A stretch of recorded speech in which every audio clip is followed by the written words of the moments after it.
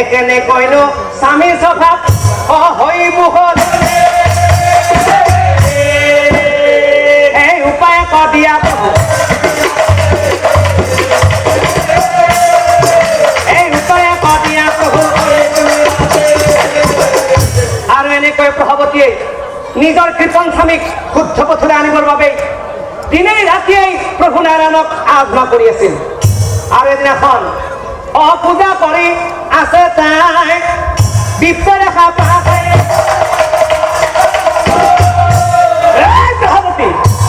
প্ৰভাৱতীক চাই আছে প্ৰভাৱতীক চাই আছে বন্ধ কৰ এইবিলাক পূজা পতাল বন্ধ কৰ কিয় কৰি আছ পূজা এই পূজা নামত কিমান খৰচ হৈছে গম পাইছ এই তেল ধূপ নৈবেদ্য ক'ৰ পৰা আহিছে সব পকেটৰ পইচা বন্ধ কৰ অবিপ্ৰে বোলে শুনা শুনা মুহুৰ বচন দান ধৰ্মৰ সংসাৰত নাই প্ৰয়োজন মুহুৰ বচন বন্ধ কৰ প্ৰভাৱতী এই যে পূজা কৰি আছ এই যে পূজা কৰি আছ পূজা কৰিলেও দিবই মৰিব লাগিব পূজা কৰিলেও জীৱই মৰিব লাগিব পাপ কৰিলেও জীৱই যাম ঘৰে যাব বন্ধবান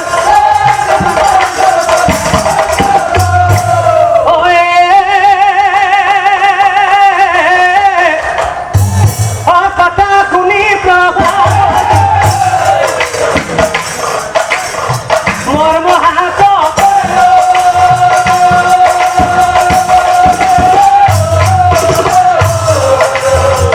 মনে মনে প্ৰভাৱতী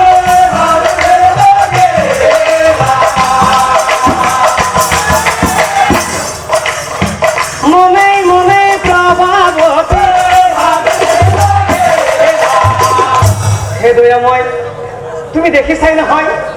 মোৰ স্বামী মানে কৃপণ যে তোমাক পূজা কৰাটো দেখিব নোৱাৰা হ'ল গতিকে প্ৰভু কাব কৰি হাত জোৰ কৰি কৈছো যেনে তেনে কৰি তুমি মোৰ কৃপণ স্বামীক শুদ্ধ পথলৈ আনি দিয়া অদয়াময় যেনে তেনে কৰি তুমি মোৰ কৃপণ স্বামীক শুদ্ধ পথলৈ আনি দিয়া নাই নাই মই কিবা এটা কৰিব লাগিল মই কিবা এটা কৰিব লাগিল শুনি আছো প্ৰয়াগ তীৰ্থত বোলে কুম্ভ মেলা পাতিছে যদি মই মোৰ স্বামীক কেনেবাকৈ সেই কুম্ভ মেলালৈ নিব পাৰো কি জানিবা মোৰ স্বামীৰ স্বভাৱ সলনি হয়েই ভালে হ'ল যেনে তেনে কৰি মই মোৰ স্বামীক সেই কুম্ভ মেলালৈ লৈ যাম আৰু এনেকৈয়ে কতদিন অপাৰ হৈ স্বামী স্বামী হয় একদিন প্ৰভাৱতী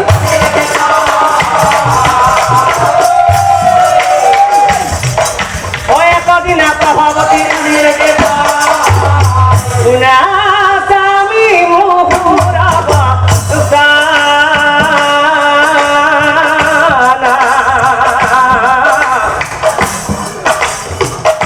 প্ৰয়াগ তীৰ্থতে বোলে কুম্ভ মেলা পাতে প্ৰয়াগ তীৰ্থতে বোলে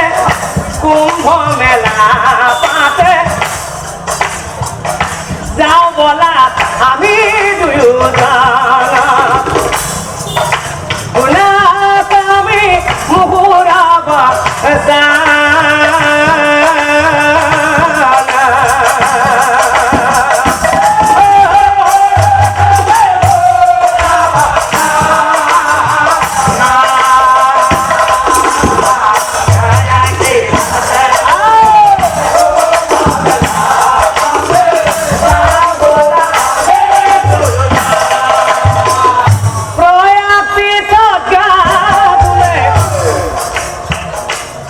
খণ্ডন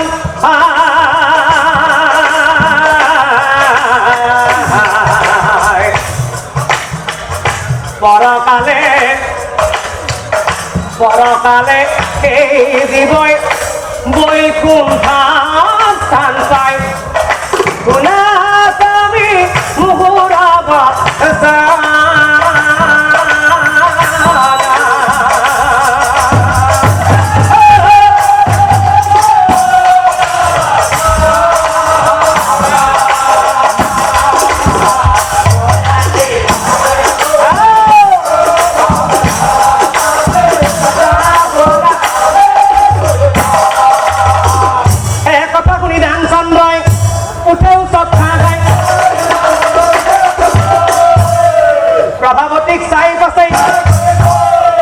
প্ৰভাৱতীক চাই পাছে কি কলি কলৈ যাব লাগে সেই পুৰা তীৰ্থলৈ তাকো গাটো ধুব কাৰণে নাই নাই নাই নাই নাই সেই তীৰ্থলৈ মই যোৱাত নাই কাৰণ সেই তীৰ্থলৈ গ'লে বহুজন ভিক্ষাৰী আৰু বহুজন সন্ন্যাসীক লগ পাম এইবিলাকক লগ পোৱা মানে দান দক্ষিণা কৰিব লাগিব তাৰ মানে হৰচ কৰিব লাগিব গাটো ধৰ্ম হৰচ কৰিম